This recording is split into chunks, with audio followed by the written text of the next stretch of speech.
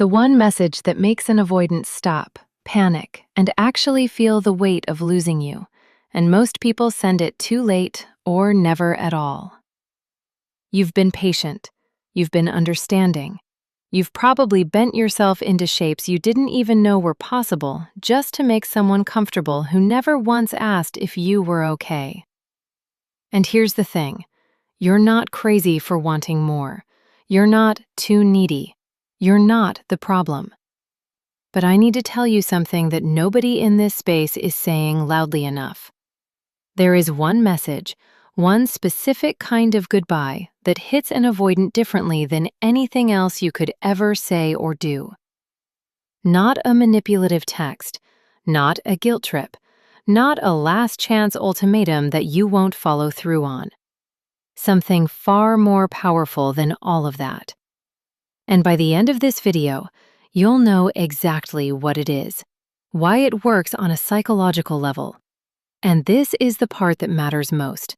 What their response to it tells you about whether this person is even worth staying for. Because here's what I want you to stay for.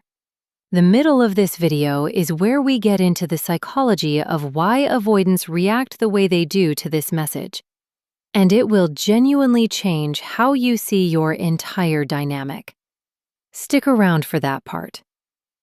You've tried pulling away, being extra loving, sending long emotional texts. None of it worked. And that's not because you failed. Avoidants respond to emotional pressure by going further inward, not toward you. But here's what most people never realize. Avoidants do feel the loss of people they care about. They just feel it after the pressure is gone. Keep that in your mind, because it's the foundation of everything we're about to get into. The goodbye message that actually lands isn't dramatic. It doesn't beg. It doesn't threaten. It doesn't promise you'll always be there. It does one thing that avoidants genuinely cannot ignore. It communicates that you're done waiting and that you're okay. Sounds simple, but psychologically, this is the equivalent of pulling the floor out from under them. Here's why. Avoidants operate, often unconsciously, on an assumption that you'll always be there, that your love is a given, that they can keep one foot in and one foot out because you're not going anywhere.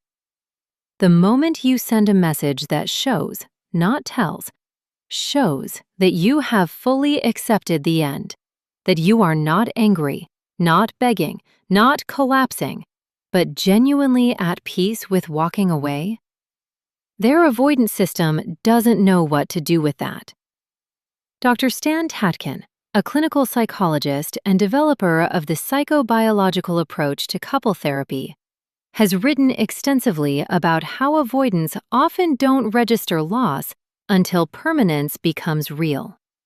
The anxiety they've suppressed suddenly has nowhere to hide when the person they've been distancing from actually leaves with dignity. So what does this message look like in practice? It sounds something like this, and I want you to really absorb this, not just copy it. I've spent a lot of time trying to make this work, and I genuinely care about you. But I've realized I can't keep waiting for someone to choose me. I'm not angry. I don't hate you. I just know now that I deserve consistency, and I'm going to go find that. I wish you well, and I mean that. No drama, no door slammed, no you'll regret this. Just clarity, self-respect, and a quiet goodbye that doesn't leave room for them to dismiss you as too emotional. Now pause here for a second.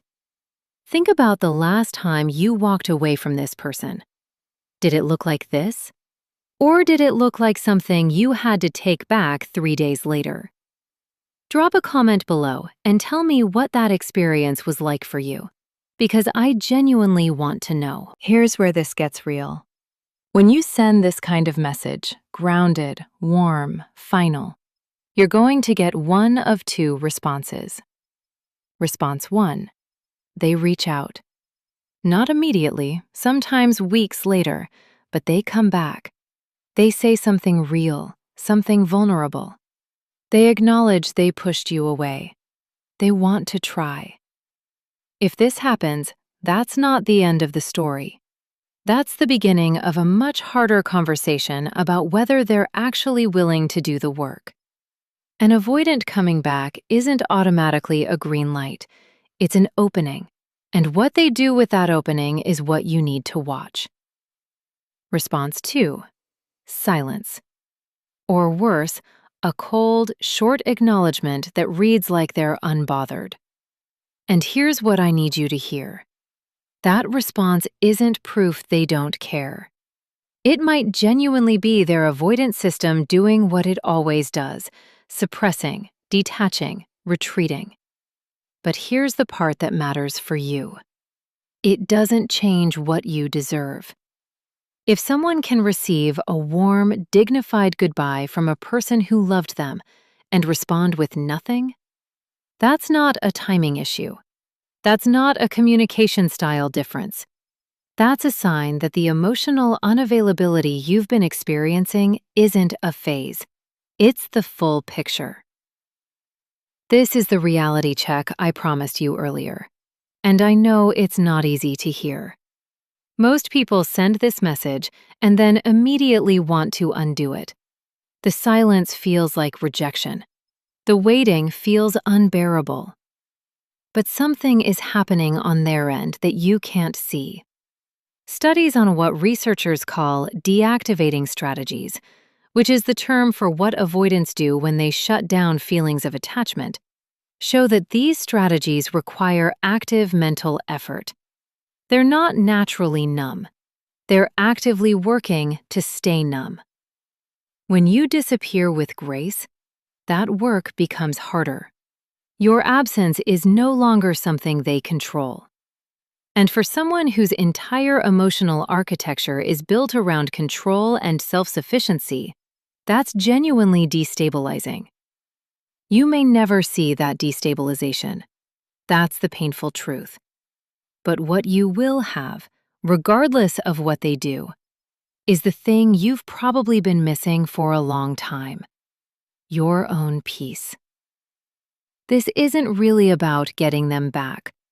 I know that's what part of you wants, and that's human and valid and nothing to be ashamed of. But the real power in this message, the reason it actually lands, is that it's built on you actually meaning it. You can't fake this message. Avoidants, despite their emotional unavailability, are incredibly sensitive to inauthenticity. If you send this message as a tactic to pull them back, they'll feel it, and it won't land. It only works when you've genuinely reached the point where your peace matters more than their validation. And getting to that point, that's the real work. That's what every video on this channel is trying to help you do. If this video helped you see your situation even slightly differently, share it with someone you know who's stuck in the same loop.